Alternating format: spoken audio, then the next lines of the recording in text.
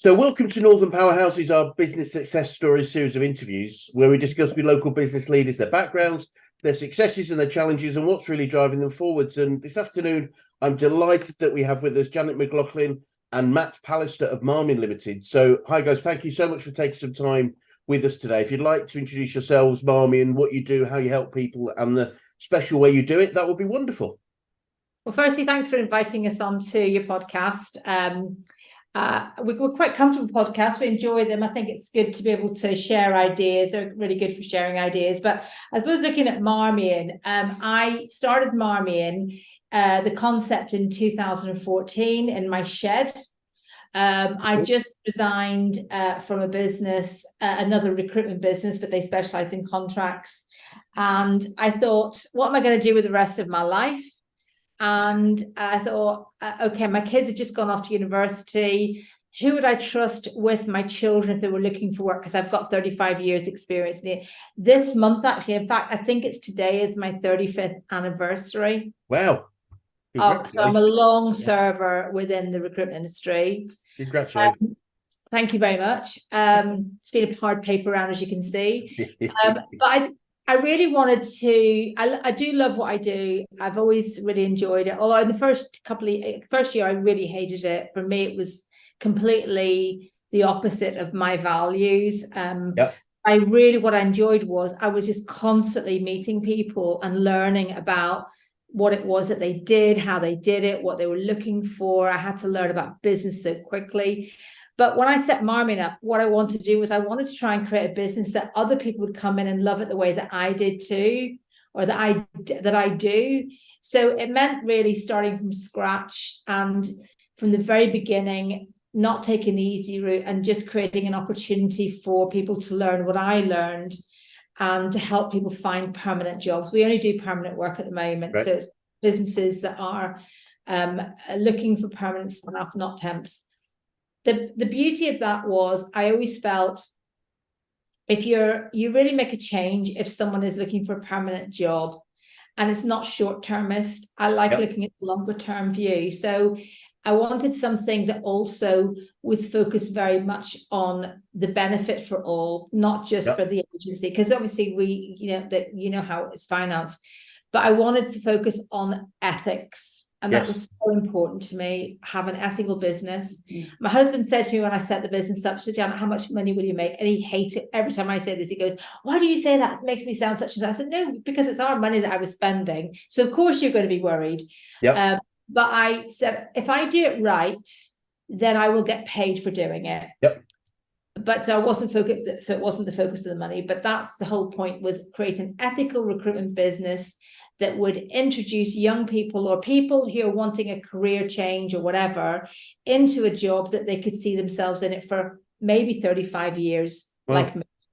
Or maybe, a good start to their career could be a good step into their career. Yes, wonderful. And wonderful thing to do. And it's interesting, actually. Obviously, you on your website, we're very much an ethical recruitment agency, which I'm really interested to talk a bit more about this. And what I find interesting, often I speak to people and they talk about culture, and I suggest ethics is a big part of culture. And they say, and they talk about, we don't want to grow too big because we might lose our culture.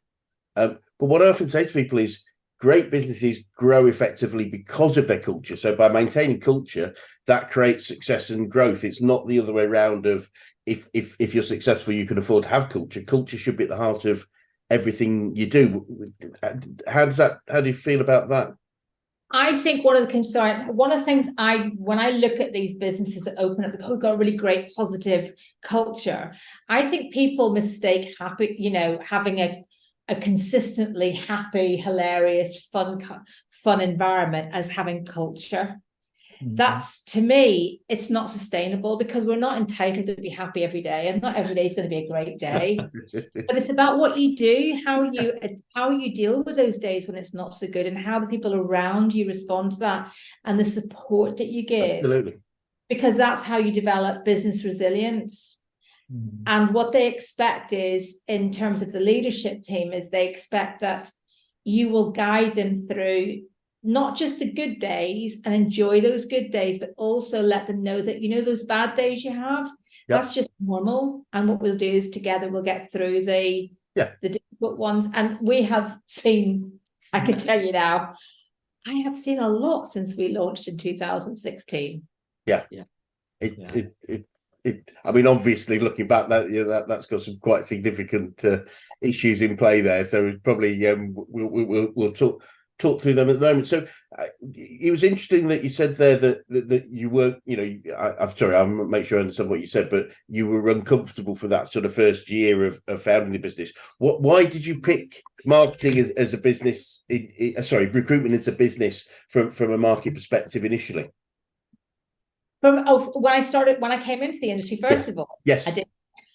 The plain answer is I didn't. I had no intent. I mean, I come from a nursing background, so I was a paediatric nurse for 8 years before I moved to Yorkshire, having actually come from Belfast to do voluntary work in Chapeltown in Yorkshire, in Leeds, and never thinking for 1 minute I'd settle here. But my husband and my boyfriend at the time was from Northern Ireland, and he said, "I've got a job in Leeds. Do you fancy moving up?" And going, all right.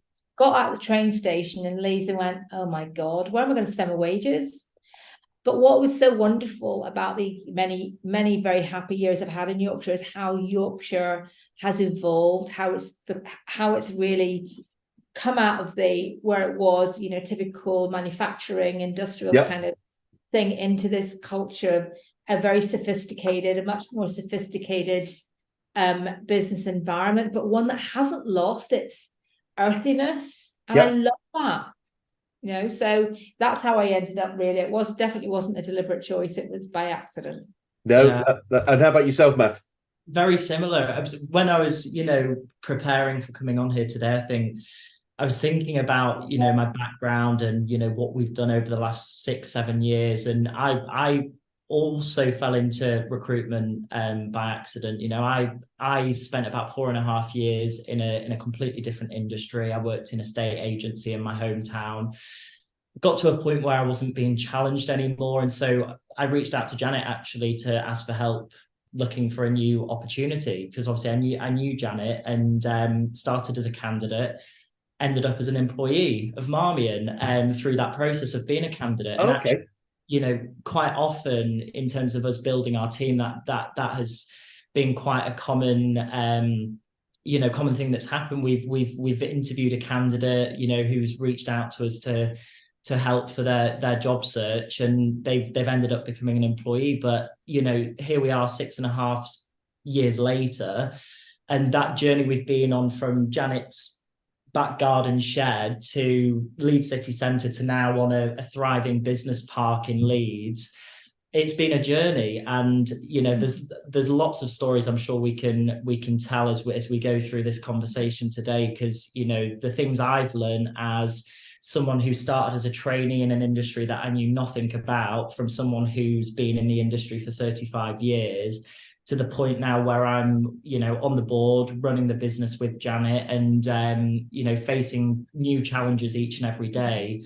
It's interesting. And I'm very, very grateful to Janet for that opportunity in terms of being able to get involved in those decisions at such a high level, because, it's not often you come across someone who's willing to give someone a chance. And I love it. It's interesting. You have your good days, your bad days, but you kind of ride that roller coaster. And it's been great. Ronan Keating's got a lot to answer for in that blooming song. Life is a roller coaster. Wonderful. Wonderful. And so, looking back, you said since you started the business, what are some of those big challenges, big issues that you've had to overcome over that period? First of all, we were completely self-funded. Everything was through our own funding. It was recruiting people who you trust with the name. And to be fair, even people who have left the business, the vast majority of them, well, there's not been that many, we're still in contact with them. They're people who you did the right thing when you brought them into the business. we, in June 2016, we launched it in January 2016. June 2016, the referendum happened. We all know what the outcome of that was. Companies, the UK, I think, started to slip into a lot of negative stuff. Yep. Business, because they didn't know what was going to happen. We really were not sure.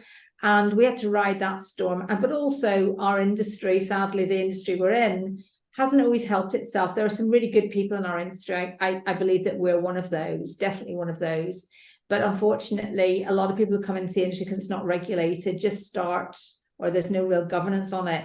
They just started thinking, I can make a load of money and not really think about it. One of the things we teach everybody initially is good old Catholic guilt.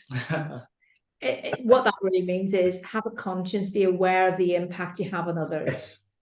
You've got to be really conscious, because if you're deliberately over promoting an opportunity to a candidate, it could leave a really good job where they're secure, their mortgage being paid.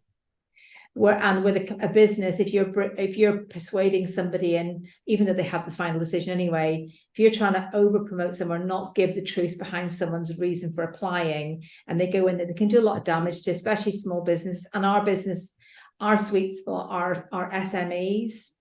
I mean, even I was training one of our new trainees who's actually deliberately decided to choose postgraduate a career in recruitment. In the national statistics within Yorkshire and Humberside, 88% of businesses in Yorkshire and Humberside are micro businesses, which means we've got employees 1 to 9. And we do a lot of work in that space. And then obviously the 1 to 50. So you really have a responsibility to make sure that you do everything you can to make valid reasons for somebody to consider an opportunity, and vice versa. So it is a big responsibility, and we don't take that very lightly. No, wonderful. I think on that as well, because obviously since I joined Marmion back in 2017, just after the referendum, or as we were going into it, that there's kind of been something that's happened almost every year. You had that, and then after that calmed down, we thought, right, things were on the up, and then COVID hit. So we lost everything pretty much overnight, apart from a few roles that were ring fenced for businesses. And then it was building the business back up again. And then, you've got the Ukrainian war, the energy crisis, the economic, people worried about moving. And I think that's the thing at the moment, if you are looking at the current market, I think people are worried, aren't they? They're worried about moving jobs because they've got a mortgage to pay, they've got families to provide for, and then businesses are being quite cautious. But I've definitely noticed in the last couple of months, things opening up, I feel like people are taking a few more risks again. But it has been an interesting 5-6 years, and we're just we kind of say now, come on, bring it on. What have you got to throw? Brilliant. Because we've been through all of that, and we just say, look, focus on what we've got control of. We've got control over Marmion, which we're very lucky to. We don't have any investors. It's obviously privately funded, and because of that, we're able to make decisions that maybe other business wouldn't ordinarily be able to. So we just keep our heads down, keep focused on what we have that control over, and it seems it's certainly working. Hard, but it's working. Brilliant. I mean, it is interesting. I feel we've seen 3 events in the last 10 years. When we come to Brexit, to COVID, and then the war in Ukraine, and the like of, I don't think we'll ever see 3 again in anyone's lifetime, let alone. I hope not. Well, me too, absolutely. But to therefore the resilience to come through and succeed is a milestone for, I think, every business that has come through those things. I think the change in terms of being a business leader, or being the boss or a manager or whatever, is that there are a number of factors that didn't happen in our early days, or until it's been more prevalent really within the last. I've seen more of it in the last 5 years. And our society has changed so much in terms of the relationship between the employee and the employer. The reliance on technology, artificial intelligence, obviously that's a big concern to a lot of businesses. The gig economy. There's so many different things that are going on at the moment. But I believe that one of the things that we have to instill in our people who are entering the workplace is our jobs as leaders is no longer just about, managing them through helping them to understand the job, to build their experience, but it's also training them to understand, do you know something? There's no shortcuts in what we do. There's no free dinners anymore. There's no free lunches or whatever they call them. And so it's about being able to support your management style has really got to be on a different dynamic in the relationship between us all. And it's respect, and respecting that, they may, young people coming in or people coming into the workplace for the first time, there's such a huge expectation on these young people because they've been brought up with social media. And all they see on social media is these people who are really successful. They're flying to drop a laptop off in blooming Valencia, one laptop. Can you imagine what that's doing to the environment? They're doing these, it's all great. These pictures, it takes them quite a few times to get the perfect picture. But their expectation is, why am I not like that? I need to be like that. Otherwise, I'm a failure. And what you've got to create is a working environment where people are okay with failure, as long as you're there to be able to say, right, okay, so let's revisit that, what happened, and how can we ensure that in the future it doesn't happen. Yeah. And one of the things that we talk a lot about is your comfort zone will kill you.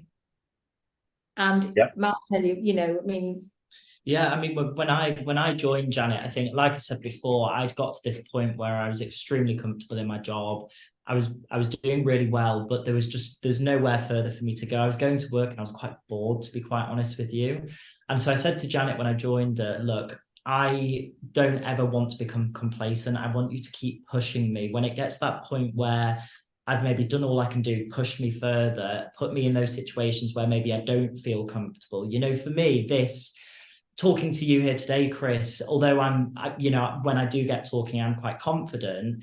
I get nervous in these kind of situations before I go into them. Before we record our own podcast, I get nervous because you just don't know what's around the corner. But it's things like this that push you that little bit further each and every time. And I think you have to, especially if you're leading a team, you've got to kind of almost lead from the front, don't you? You've got to show them, what potential's out there, and if they want to continue, you've got to be someone who's prepared to do all the difficult things before they do. And it's interesting what Janet said there about this whole sort of social media thing, because being honest, I always laugh at myself now when I look back, because I'm 28 now.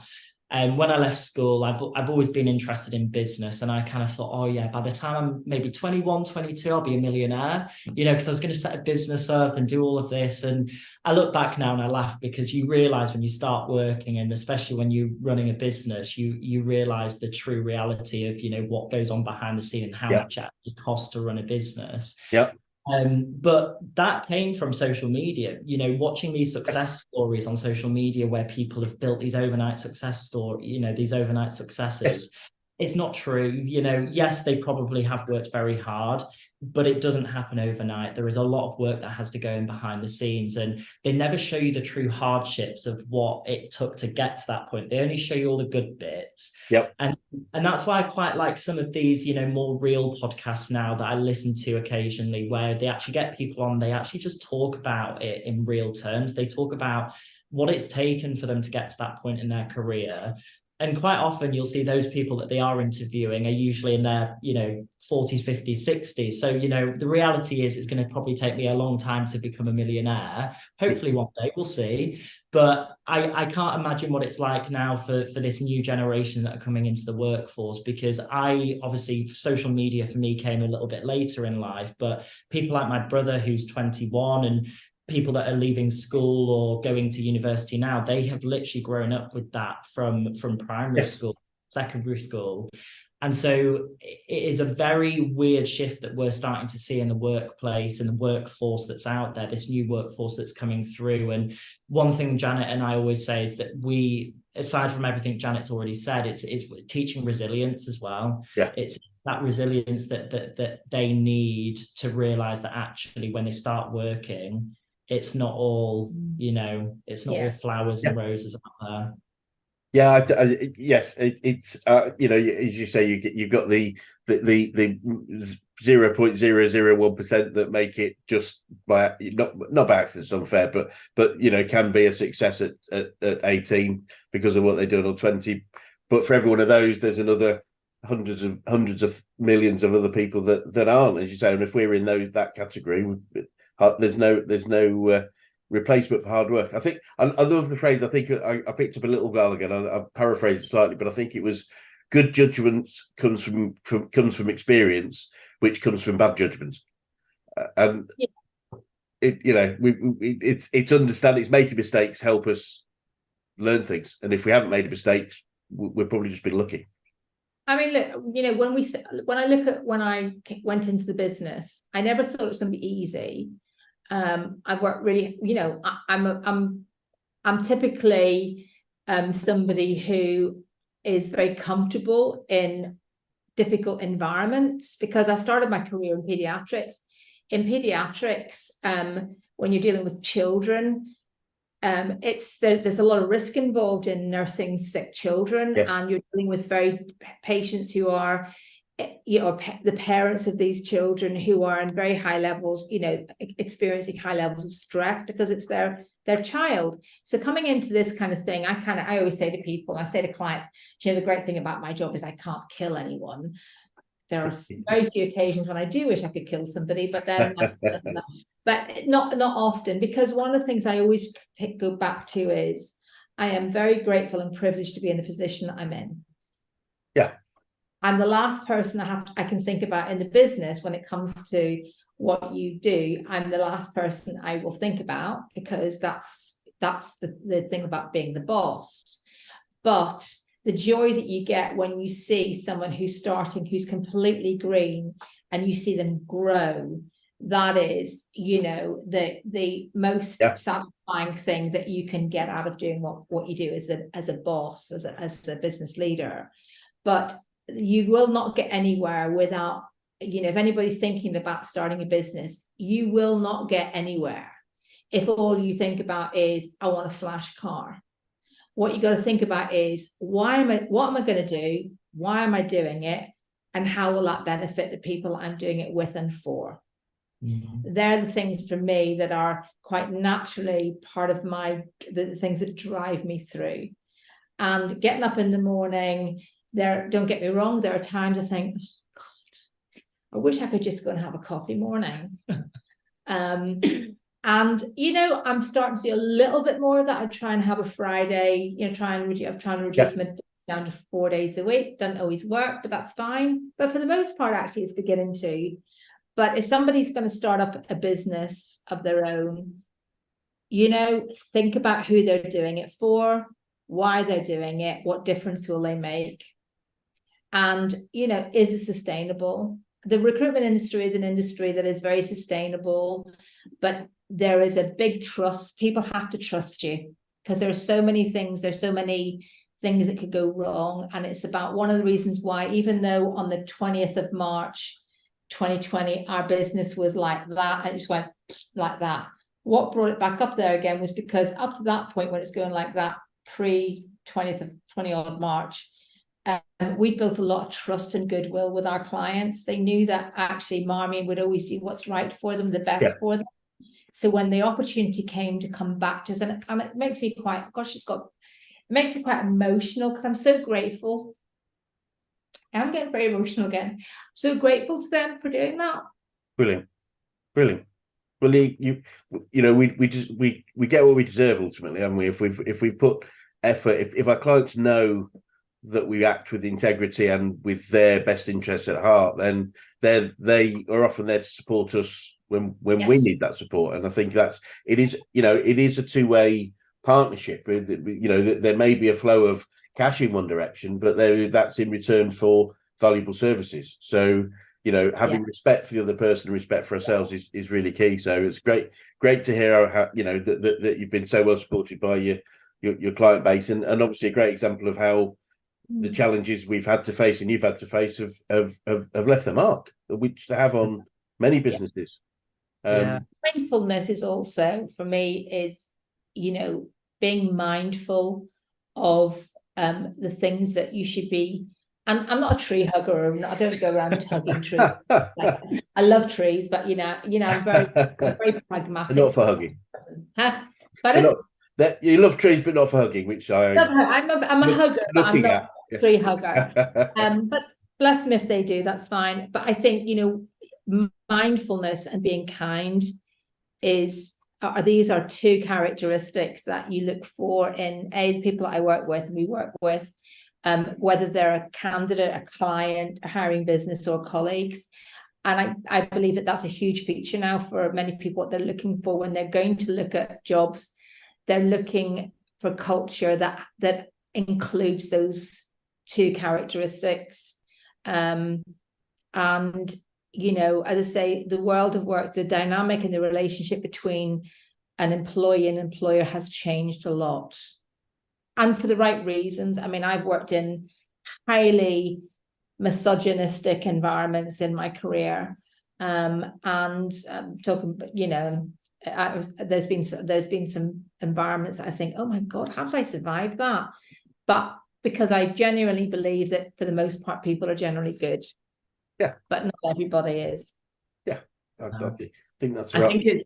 I think that level of integrity. I think when I, obviously going back to what I was saying before, when I was starting my career, I think I was very much focused on the money, this lifestyle. But when you actually start working, you start to realize that there's actually so much more to life than just that part of it.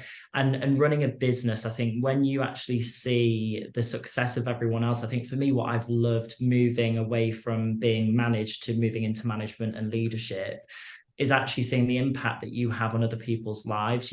Ultimately, we view Marmion as this almost this engine for everyone to be able to live their lives, pay their rent, pay their mortgage, and have something left over to have a nice life, go on a holiday, or do whatever they want to do. And, as Janet said right at the beginning, the rest will follow if you do it right. And having been through that period of COVID that Janet referred to there, during that period, keeping in touch with the clients, they were all calling us because of, situations that were going on at that time. And it was so lovely to see that clients that almost were acting as they were almost, for us, clients become friends. That's the reality. They start off as clients, and as you build those relationships with them, they truly do become friends. They check in on you, when they know that something's going on. I mean, I had a situation a couple of weeks ago, and I had a couple of clients call me because they found out that I was I was out of the business. And it's just so nice to see that. And I think when you do things with that level of integrity and with that ethical approach, the rest follows. But it's more to it. The culture, I guess, is equally as important. It's about having, for us, I guess, that work-life balance as well. It's, for me, when I started my career and now edging towards the end of my 20s, going into my 30s, I've done a lot of reflecting. And I think when I reflect back on my 20s, I wish I'd maybe have lived my life a little bit more. Don't get me wrong, I have lived my life, but maybe not to the full extent. I've been too focused on work and my career. Not that that's a bad thing, because it's given me the lifestyle that I have today. But I think if I were to look back on that, I guess I wish I'd lived a little bit more, He's 28 years old. He's got loads of life. I know. That's hilarious. Plenty of time, Matt. I'm making up for it now. It does sound ridiculous, but I've been working 10 years now. It's a long time to 10 years, no real true break in between education and work. It's 28 years of my life, really, isn't it? But yeah. No, I get it. Well, you have got plenty of time left, so please make sure you do enjoy it. In fact, I mean, one of the things we say, which I think is really important, is the purpose. Businesses do a number of things, but one of its main purposes is to give its owners the lifestyle they choose to have, its leaders the lifestyle they choose to have, and it is important, as you said, to have that work-life balance. Once we've earned it, typically the first few years of a business, it is all about keeping the business going. It's getting to that launch point. But once we get on that trajectory, I find it's really important for the people I work with that they start to just chip away at enjoying things on the journey, because it can be a long journey. So if we can't enjoy the journey, that can be a challenge over time. Yeah. I mean, we've got a guy who works with us who we could see that he'd gone from university into work, and he's done he's not done the typical thing where a bit of traveling in between or afterwards. And we actually, I sat down with him. I said, look, what you need to do is, and I actively encourage it, including to Matt, I've actually said to him, you need to maybe just have some time out and just go a bit mad. So he leaves he leaves at the end of November, and he's going to go traveling for a while. But because he's had the permission to do so, and that's the thing as an employee, even though, look, we've invested a lot in his training, he's going to be very short, he's going to be qualified. One of the things you've got to remember as an employer is you should always leave the door slightly open for people to come and go, because nobody should feel that they're trapped. And I felt he was probably feeling a bit trapped with all sorts of things. So he's gone off, and this morning he's announced the date that he's going, and he's excited about it, but then he's sort of saying he's excited about coming back. But in the back of my mind, I'm going, no, just focus on going and just doing what you do. And when you've had enough of that, you've got a safe place to come back to. Brilliant. Yeah. And that's a great position to be in. And it's been so lovely to see as well, I think, over, even since he decided that he was going to leave, which was probably a couple of months ago now, he has worked his absolute socks off, and he's doing, he's not stopped, and he's not slowing down either. He's just really driven to work right up until the end. And I think, that's trust. I think it'll do him the world of good to have that break and reset. And we've left the door open, when he feels he's ready, the door will be open for him to come back. Brilliant. Wonderful. Really great to hear, great to see. There's a great book, I think it's John Strzelecki, called The Big Five for Life, and it was talking about a manager managing people and giving them helping them create the lives that they wanted to create. And I think it's great when we can start looking at people as individuals and say, what's the best way for you moving forward? What is, but fascinating. So talking about business in general, we've talked about a few things, but what would you say, are there any sort of key learnings, additional learnings that you've had about business in general? I do think that as a business, you need to have a vision. You need to know where you're going. What is it you want to do? I mean, if we just wanted to stay as there's 9 of us now, if we wanted to stay as a business as 9, okay, just make sure people are aware of that, because they know that's their expectations. But that's not our vision. And what you see is more, because people are more aware of their entitlement or what they kind of the potential they have, and because the market is very candidate led at the moment, as we all know, because we've got not zero unemployment, but nearly.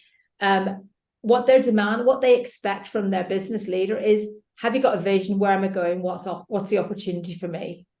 But it's also then setting an expectation, because we don't create titles for the sake of it. I mean, when Matt joined in 2017, there was a plan for him, and I always said to him was, if you do this, and we can get to this, then this means this for you in the future. And I believe that we delivered on that. Absolutely. Now, having had a year training in the role that he's in, it's all about now, okay, now the training never stops. I mean, I'm still learning. Yes. But it's about that. If we're going to get to here, we all need to do this. Yep. But for people, they need to know that the business has a vision. What is your vision? Make it clear. Make sure they're aware of it, communicate with them. This is where we're at against that vision. So they can say, right, okay, we're on it. Yeah. And communication is absolutely critical. It doesn't matter how big or small you are.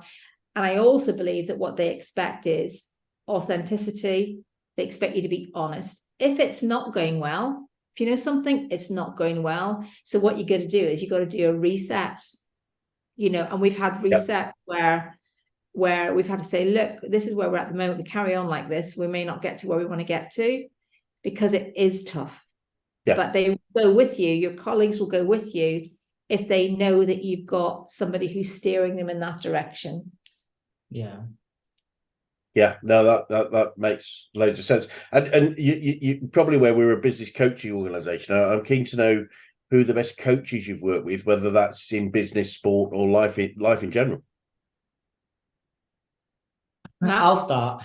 I think for me, Janet has been probably a business and life coach to me over the last 7 years. So obviously being a young leader, that that is quite challenging. I am young. I'm running a business that is doing well and has so much potential.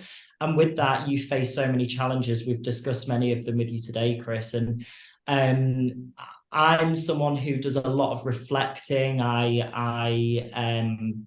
guess I overthink a lot as well. You do. And so Janet is someone who's able to kind of be an impartial voice, because Janet and I are also friends outside of Marmion. We are professional, we're professionals, but we're also friends. So it's having that impartial kind of view and separating the friendship outside of work and the relationship in terms of our roles in work. Yep.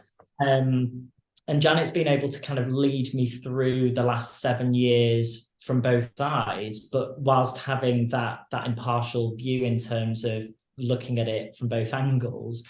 And that's been incredible. I've never had that from anyone before. I've never had a business coach. I've never had a life coach or anything like that. And so having someone who you work with almost every day that's sat right next to you and that you can pick up the phone to at any point is amazing. And learning, I guess, from 35 years worth of recruitment and business experience as well, taking that knowledge in and then being able to pass that along to the future generation of the business as well, because as we grow, so will the team that we've got here.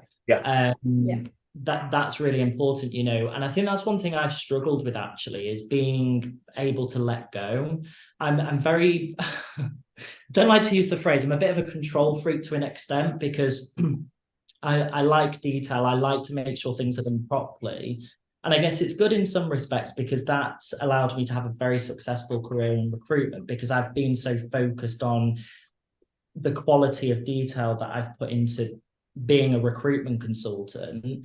So in the early days, I was quite successful quite quickly. But now that I'm in a a slightly different role, I still do recruit, but I'm also leading a team. I've got to realize that actually I need to let go a little bit. Yeah. And if things do go wrong, it's fine. We can correct it.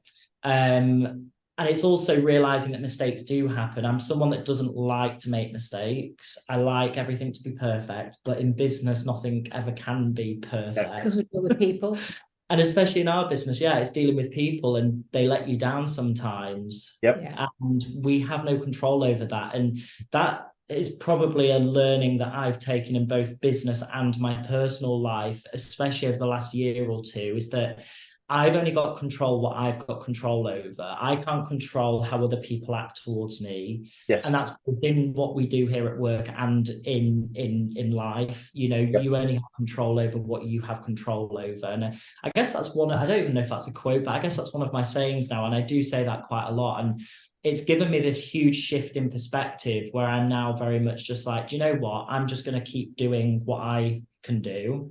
And then the rest will hopefully slot into place.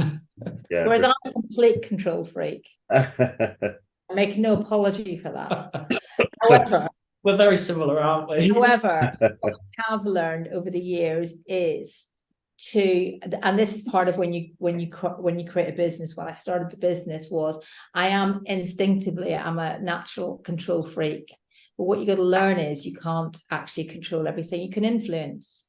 But actually, especially when you're in a people business, it's about, control your expectations, control how you manage certain situations, but it's about how you influence. And so what I'd rather do, there's nothing like it. For example, when I'm in work, I like to know what's happening. I don't always know what's happening because I have to let go of it to let them take control of it. When I'm on holiday, completely different matter. Someone just tell me where I've got to be, when I've got to be there, and I'll be there. I'm happy days.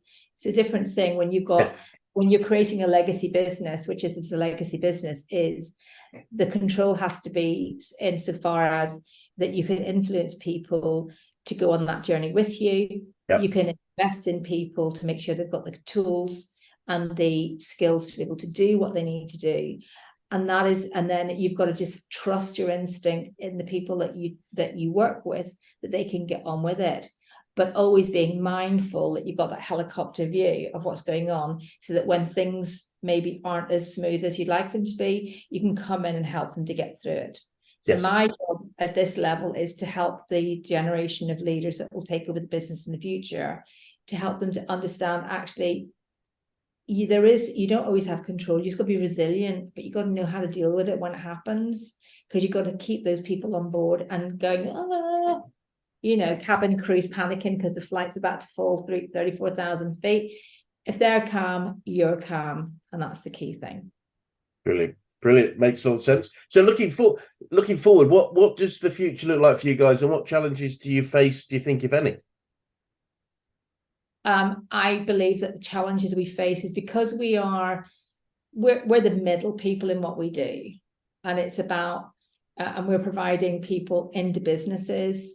One of the things we're very good on is we're big researchers. So we research into what's going on not only in the economy and society and business, looking at all the different sectors that we work in.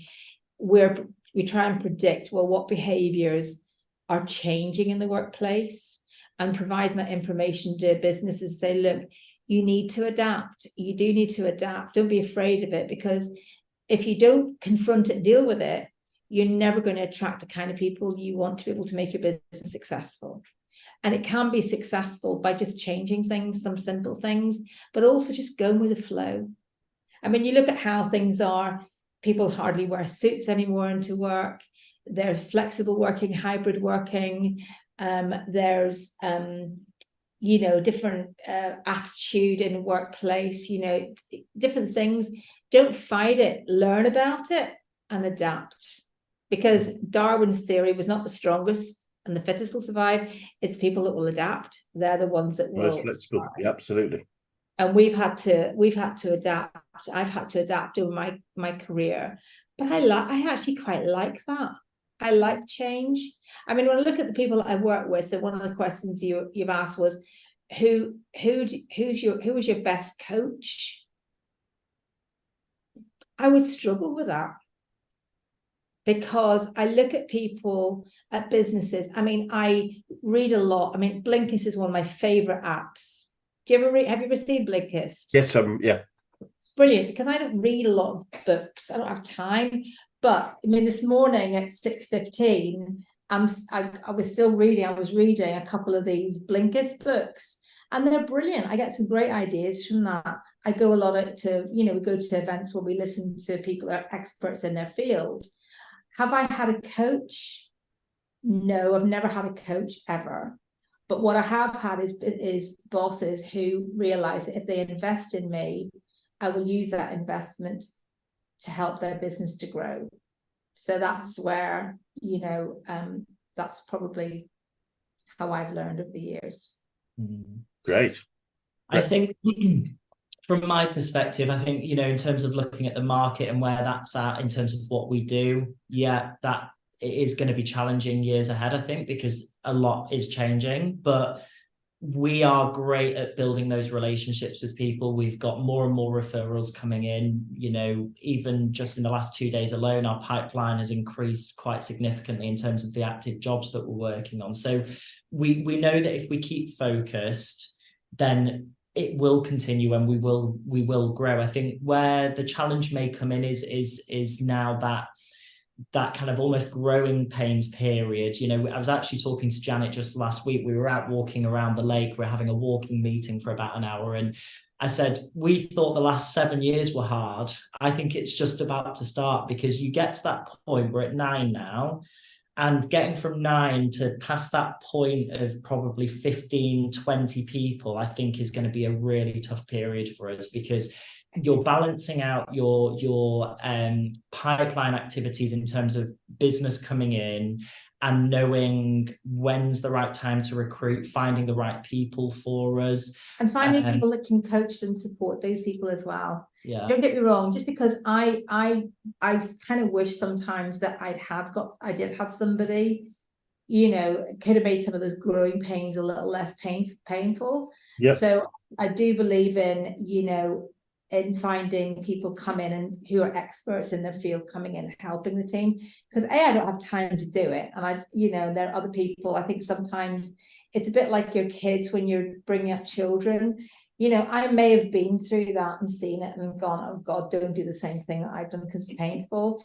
But sometimes you need somebody externally to come in to say, that mentoring and coaching, look, how do you think this might work out if you do that? As a mother, you just say, this is what's going to happen. If you do this, this is what's going to happen. Whereas a coach will be more like, so if you did that, how do you think that's going to work out? That different way. I think there's definitely value in it. So I'm not against people. I'm not against coaching, by the way. I think it's a really important resource for business growth. It's all good. We've all got different opinions, but it works. So that's absolutely. I just wasn't given that opportunity. So absolutely. And what would you guys say to anyone that was thinking of going to business right now? Now's probably the best time to do it. If you've got enough money to pay your way, even if you start on your own. As I say, 88% of businesses in the Yorkshire and Humberside area are 1 to 9 man or 9 people businesses. So I think it's a good time. It is definitely good. And the good thing is you'll develop your levels of resilience in this downturn. I mean, when I came into the recruitment industry, that was the end of 88. We then were about to enter the following year. We're about to enter into a major recession. So I think this is my 3rd, 4th one that I've had. Yeah. Lumineck. But that's what happens. But I think it's not a bad time. When it's all booming and everything is lovely, I'm not sure that's the best time to set up a business unless you've got something very definite and no one else is doing it. But I think during a difficult period, and 2016 wasn't easy, but don't opt for you opt for the easy, you stay in your comfort zone and it will kill you. This is the time to stretch yourself. Yeah. I think if you're really serious about it and you definitely want to do it, I think no one goes into business thinking it's going to be easy. I think some people might do, but if they do, then they definitely shouldn't be going into business. Don't be a parent either, because at the end of the day, there's never a good time to become a parent. I don't know whether you've got kids, but there's never a good time. It's just if the time is right for you, but I certainly wouldn't say don't do it. Wonderful. Yeah, it's a very good point. Is that when is the right time? And I think most people I spoke to said, it should be a great time. It's understanding that. I think it's understanding your point very strongly is that if you found it in a good time, don't expect things to stay good forever. That's the point. It's the economy is very much like the seasons. They change but they are cyclical. So while if we're in the middle of summer, things are great, we will go into autumn and winter, which is obviously we're doing seasonally right now. But also conversely, if we're in the middle of winter, we go into recession, we will come out of it. It is cyclical, and it's understanding that. And you've said that yourself, Janet, and I've seen 3 or 4 recessions as well. And it's often the ability to get through them that is the success point.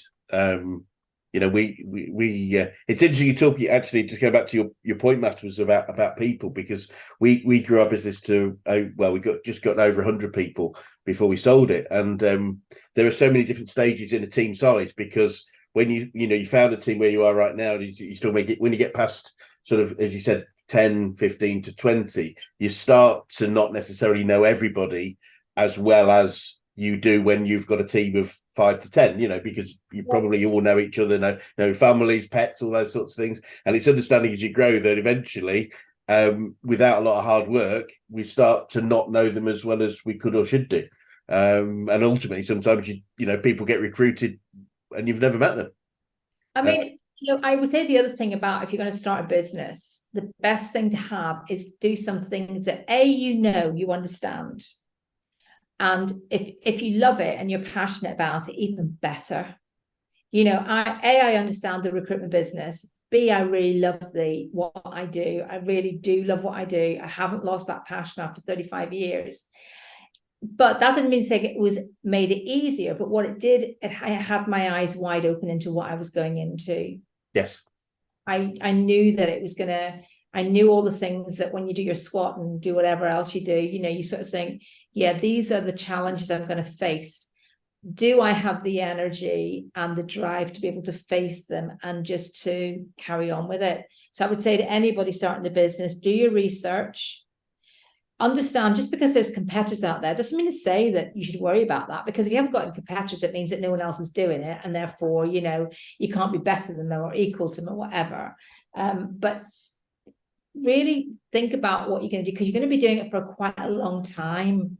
So love it. Now, when you bring someone new into the industry, if they see that you love it, they kind of go, oh, well, she loves it. Maybe I could love that too. But that's why you've got to, you've got to sort of show them the good, the bad, the ugly, but actually show them how to get through it.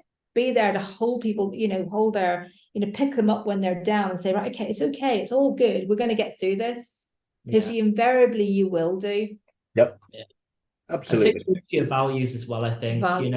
If you've got your core values, don't ever sway from them, because that I truly believe is why we have got to this point today, and why we are still standing.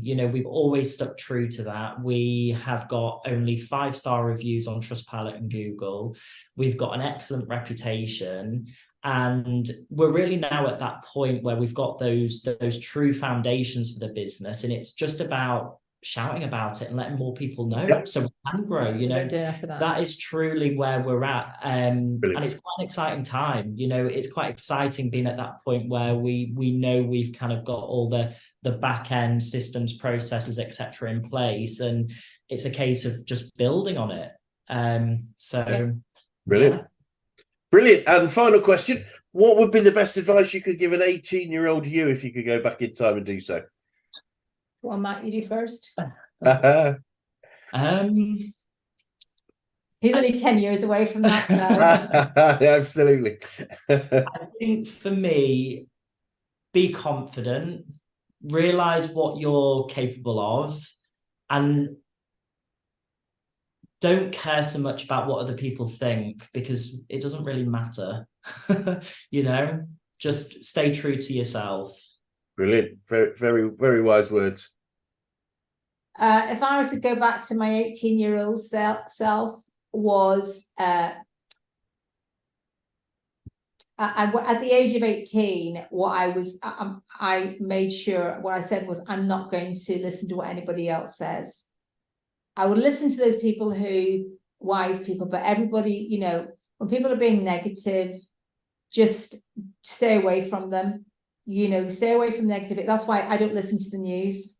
I don't have any news feeds on my phone or anything like that, because if you listen to all the bad stuff that's going on out there, it will paralyze you. You will, life is not easy. You're not entitled to anything, but if you work hard and you're a decent human being, good things happen. And sometimes, the good things happen because when things aren't so good, you'll cope with it much more effectively. Wonderful. Well, guys, thank you so much. That's been really interesting and insightful and entertaining. Just before we close, if anyone is watching that would like to contact you guys or Marmion, what would be the best way to do so? You can we always pick up the phone, by the way. So the number is 011 333 20678, or you can find us on wearemarmion.com. All one word, We Are Marmion. It's not Marion, by the way, it's Marmion. Brilliant. Brilliant. Well, again, thank you so much for your time this afternoon. It'd be great to probably, to swing by another 6-12 months and just see how things have developed for you. It might be a new office by that stage. Yeah, it might do. No, it'd be great. It's been really nice talking to you. I've really enjoyed this. I can't believe how quick it's gone. Thank you. Thank you, and you.